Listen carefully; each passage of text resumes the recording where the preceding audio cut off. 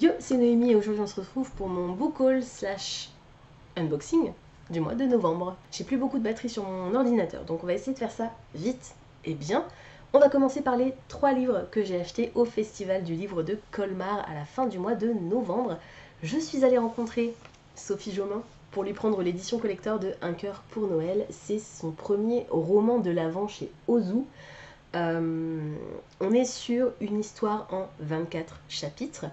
Je m'appelle Avril et j'ai 18 ans, je suis née avec un cœur défaillant qui aurait pu me tuer. J'ai été transplantée il y a bientôt 2 ans, depuis tout a changé. Cette année je reviens dans les Alpes pour fêter Noël avec mon père, dans ce corps que j'ai besoin de réveiller, dans ce corps que j'ai peur d'abîmer. Je suis morte de trouille, mais je veux croire au miracle. Et j'ai peut-être raison, car à peine arrivée, je revois Augustin, et tout est chamboulé. J'en suis sûre, ma vie ne fait que commencer. Le concept des romans de l'Avent, si vous n'en avez pas entendu parler, c'est que, comme je vous l'ai dit, il se découpe en 24 chapitres. Et comme vous pouvez le voir sur la démonstration ici, les chapitres sont fermés. Alors aujourd'hui on est le 2, donc j'ai déjà ouvert le premier et le 2. Mais les chapitres suivants sont fermés. Donc il faut les ouvrir avec un coupe-papier ou un cutter. J'utilise un cutter de crafting pour faire du scrapbooking, des trucs très très fins là, de manière à pas abîmer le livre. Mais bon, on voit quand même, une fois que les pages sont ouvertes, on n'a plus cet aspect rouge en fait des pages. Il est magnifique. Voilà. Donc je l'ai commencé hier, puisqu'aujourd'hui on est le 2. Je l'aurai fini d'ici la fin de l'année, ce qui est une plutôt bonne nouvelle. Et pour l'instant j'aime beaucoup. Le fait que ce soit du jeune adulte me faisait un peu peur, mais pour l'instant ça me plaît bien. Donc, et puis c'est Sophie Jomain, je me fais pas de soucis, je sais que je vais l'adorer. Ensuite, tradition oblige, encore une fois, je suis allée voir Michael Brun-Arnaud pour lui prendre le tome 3 de Mémoire de la forêt, l'esprit de l'hiver, et on est effectivement sur une lecture d'hiver que je vais essayer de caser dès que possible, en tout cas avant le mois de mars de préférence, pour qu'elle soit encore dans mes lectures d'hiver. Dans cette histoire, on se trouve à Belle-Écorce, qui est une forêt peuplée d'animaux tous plus beaux les uns que les autres. Alors ça c'est un personnage du tome 4, il me semble. Et on va suivre un petit peu les aventures de tous ces personnages. On a Ferdinand Taupe, on a Cornelius Renard, Archibald Renard. Les illustrations sont réalisées par Sanoé et c'est un vrai bonheur. Dans le premier tome, on aborde la maladie de l'oubli-tout. Donc je vous laisse deviner à quelle maladie réelle ça peut s'apparenter. C'est toujours tendre, touchant, triste, mélancolique et beau quoi qu'il en soit. C'est poétique. Les illustrations sont absolument sublimes. J'ai pleuré à la lecture du tome 1. J'ai pleuré à la lecture du tome 2. J'ai hâte de pleurer à nouveau à la lecture du tome 3. Ça va être trop bien. Et le dernier livre que j'ai acheté au festival de Colmar, c'est Camera Obscura de Maël Desarts, évidemment. Il est beau. Il est beau. C'est un one-shot, un stand-alone qui se déroule à Londres au 19e siècle, donc pendant la période victorienne, période que je préfère dans les histoires, dans les romans historiques. Et on est sur de la fantasy, magical realism, fantastique. La ville est plongée dans l'obscurité par une brume perpétuelle. Plus inquiétant encore, certains cadavres se relèvent. Léandre, jeune lord et étudiant en médecine, est persuadé que ces créatures sont la clé pour sauver sa sœur, atteinte d'une maladie incurable. Il est prêt à tout pour percer leur mystère, et même à s'allier avec Winifred, une journaliste aussi brillante qu'exaspérante. Donc il est classé en romantasy, une romantasy gothique, audacieuse de Maël Desarts, l'autrice d'Esther Parmentier. Si vous ne connaissez pas cette autrice, foncez. Lisez Esther Parmentier, lisez L'école de minuit, lisez Dans de soi. C'est quasiment l'intégralité de la bibliographie de Maël Desarts. Je pense que les deux seuls que je n'ai pas encore lus, c'est ses contemporains. Je suis un peu moins littérature contemporaine, du coup je les lirai c'est sûr, mais c'est pas une priorité pour l'instant. Celui-ci me fait trop envie, mais regardez-moi cette beauté. Waouh, j'ai hâte. Je vous ai dit que c'était un one-shot, mais est-ce réellement un one-shot? Parce que c'est marqué Camera Obscura, le chant des morts. Alors, est-ce qu'il est possible qu'une suite nous attende quelque part? Je ne sais pas. Peut-être. La fin... Il n'y a pas le mot fin à la fin, mais ça veut rien dire. On verra. En tout cas, j'ai très très hâte de le lire. Et on termine avec les Fairy Loot. Alors, il y a 3 éditions exclusives et une suite de séries. On va peut-être commencer par celle-ci. Ça tombe bien, c'est la boîte qui est sur le dessus. Il s'agit de Vilest Things de Chloé Gang. C'est le tome 2 de la série Flesh... C'est pas marqué. Évidemment, si. Flesh and False Gods. Le tome 1 étant Immortal Longings. Hop. Cette couverture est absolument incroyable. Cette édition est absolument incroyable. Love is destruction, power restores soul.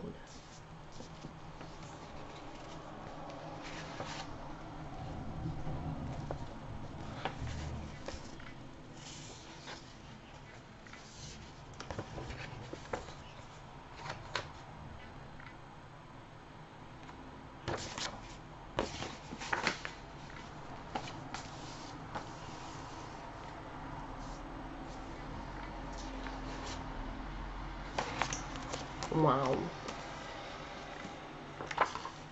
Il est signé par l'autrice.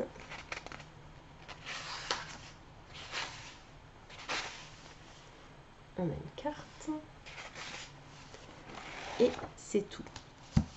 Comme il s'agit d'un tome 2, je ne vais pas vous lire le résumé. Par contre, je vais essayer d'aller vous chercher le tome 1 pour vous lire le résumé du tome 1. Tous les ans, des milliers de gens voyagent jusqu'à Sanher, la capitale dangereusement dense ville jumelle du royaume de Tallinn, où le palais organise une série de jeux mortels. Ceux qui sont assez confiants dans leur capacité à sauter de corps en corps peuvent entrer dans ce combat à mort pour une chance de remporter des richesses inimaginables.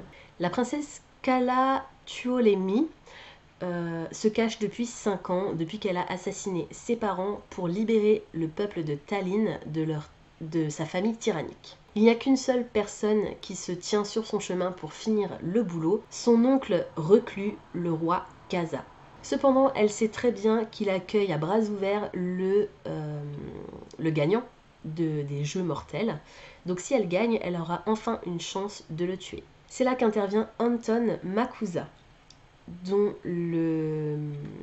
l'amour d'enfance est entré dans un coma, se trouve dans le coma depuis qu'ils ont tous les deux été expulsés du palais. Il a des dettes monumentales pour essayer de la maintenir en vie. Ce qui signifie que sa dernière chance de la sauver, c'est entrer dans la compétition et gagner. Quand Anton propose une alliance inattendue avec Kala, ils vont vite se rendre compte que leur partenariat va commencer à les entraîner dans autre chose qui va tout consumer. Mais avant la fin des jeux, Kala va devoir décider pourquoi elle joue son amoureux ou son royaume. Parce que peu importe ce qui arrivera, seulement l'un d'entre eux va pouvoir sortir de ces jeux en vie. Donc on est un petit peu sur un univers alors inspiré par la mythologie chinoise. C'est une réécriture de Antoine et Cléopâtre de Shakespeare et un peu à la Hunger Games, j'ai l'impression. J'ai hâte de découvrir cette duologie. J'avais adoré This Violent Delights de Chloé Gang, qui était une réécriture de Roméo et Juliette. Donc j'ai très hâte de lire cette duologie. Ensuite, on passe à l'édition exclusive d'un roman que j'attends. Je l'ai attendu toute l'année. C'est une des sorties de 2024 que j'attendais le plus par une autrice que j'aime énormément. Je vous l'ai pas dit, mais Immortal Longings a été traduit chez Sabran, je crois, label des éditions de Saxus. Donc si vous avez envie de découvrir cette série vous-même, vous pouvez le faire. Bon, j'ai pas réussi à clôturer ma vidéo avant la fin de la batterie de mon ordi. C'est pas grave, on va reprendre où je m'étais arrêtée. Donc, je disais, c'est une sortie que j'attends et j'ai réussi à ne pas me faire spoiler l'édition Fairy Loot, donc je suis très contente. Et celui-ci, il a été traduit également chez De Saxus, c'est The Familia de Leigh Bardugo. Il est beau!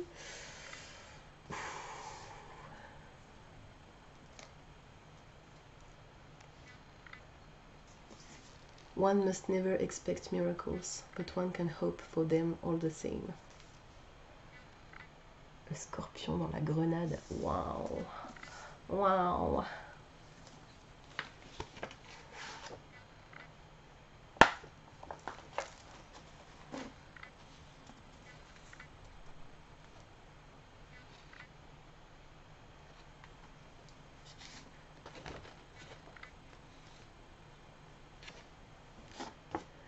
Let it be my ambition and not my fear that seals my fate. J'adore cette citation.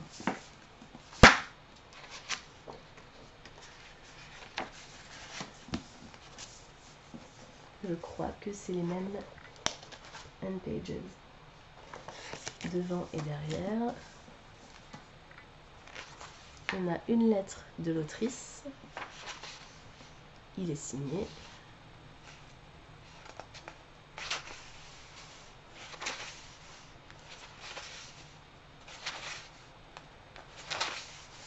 Et c'est tout. Alors, Les Bardugo, c'est une autrice que j'ai découvert grâce aux Grishaverse. Donc je les ai lus dans l'ordre, tous les 7. J'ai pas lu les spin-offs et dérivés pour l'instant, mais j'ai adoré Six of Crows. Une des meilleures duologies de fantasy de tous les temps. Et j'ai adoré aussi Alex Stern. Donc pour l'instant, il n'y a que les 2 premiers tomes qui sont sortis. Ça devait être une série plus longue, mais je crois que ce sera juste une trilogie. J'ai hâte d'avoir le tome 3 et j'ai adoré aussi cette série Dark Academia. Donc voilà, c'est vraiment une autrice, Les Bardugo, que j'aime beaucoup. Et là, on est sur totalement autre chose. C'est un récit adulte et on est sur de la fantasy historique. Je vais vous lire le résumé. Le destin peut être changé, les malédictions peuvent être brisées. Dans une maison miteuse dans la nouvelle capitale de Madrid, Lucia Cotado utilise des restes de magie pour naviguer à travers ses journées de labeur sans fin. Mais quand sa maîtresse découvre que sa servante, à peu près, cache un talent pour les petits miracles, elle va demander à Lucia d'utiliser ses talents pour gagner la cour royale. Déterminée à saisir cette opportunité pour améliorer sa chance, son futur, Lucia va plonger dans un monde plein de nobles qui ont soif de pouvoir, de rois désespérés, de saints hommes, et dans lequel les lignes entre la magie, la science et la fraude sont assez floues. Avec les bûchers de l'Inquisition qui brûlent, elle doit user tout ce qu'elle a d'intelligence et de résilience pour tenter d'atteindre la célébrité et cacher la vérité sur ses ancêtres, même si pour cela elle va devoir demander l'aide d'un familier immortel dont les secrets pourraient lui coûter absolument tout. Je n'en sais pas plus, c'est assez mystérieux comme résumé, je trouve. En tout cas, je pense que l'atmosphère va être incroyable. Et j'ai très hâte. Ce qui me fait un petit peu peur. Ouh, j'avais pas vu, mais il y a un ruban. Un marque-page. Ce qui me fait un petit peu peur, c'est que rien que dans le résumé, il y a 2 ou 3 mots que j'ai dû aller chercher pour trouver la signification. Donc j'espère que je vais pas trop galérer.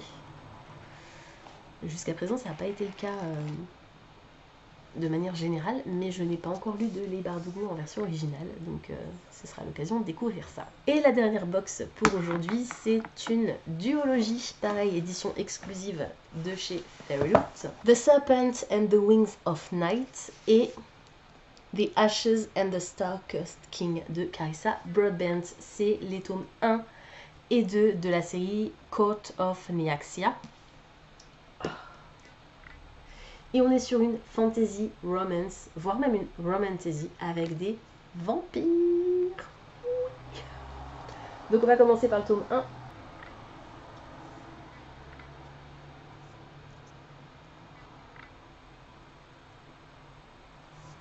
Alors cette couverture assez neutre me laisse plutôt indifférente.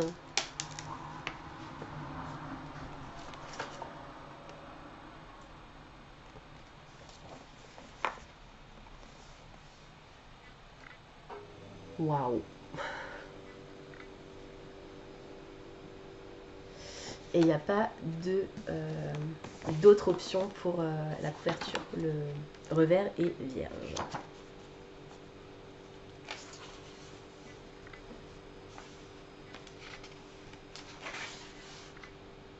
Signé.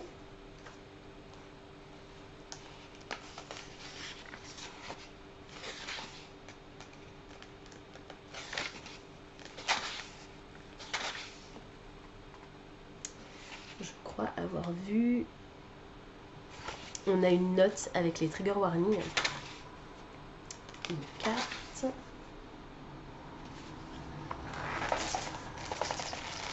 fait plaisir. Décoller les pages, j'adore. Et à l'arrière, le caractère art est différent. Voilà pour le tome 1. Et pour le tome 2.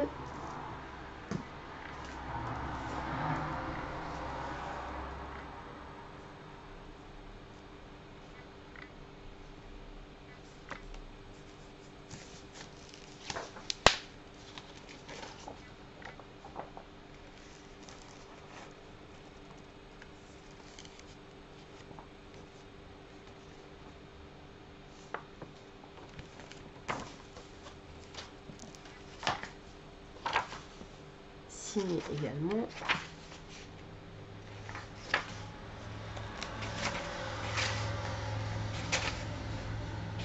Toujours une note de contenu avec les trigger warnings et toujours la même illustration au niveau du prologue.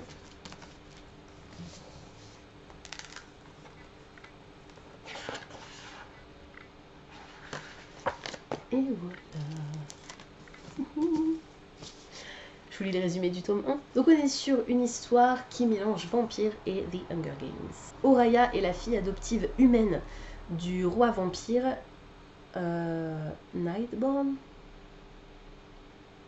Nightborn, ça doit être le, je sais pas, son titre peut-être.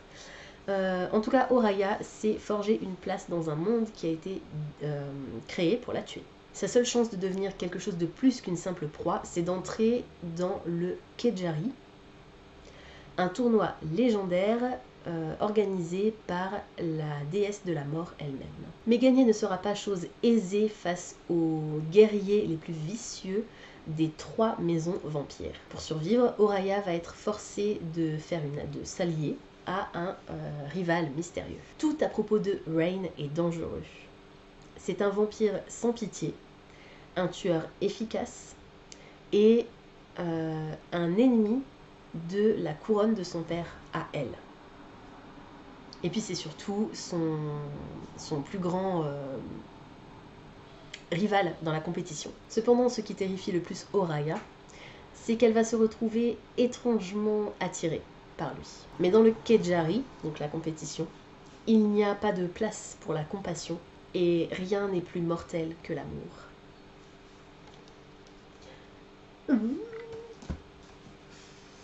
Vampire, vous avez dit vampire.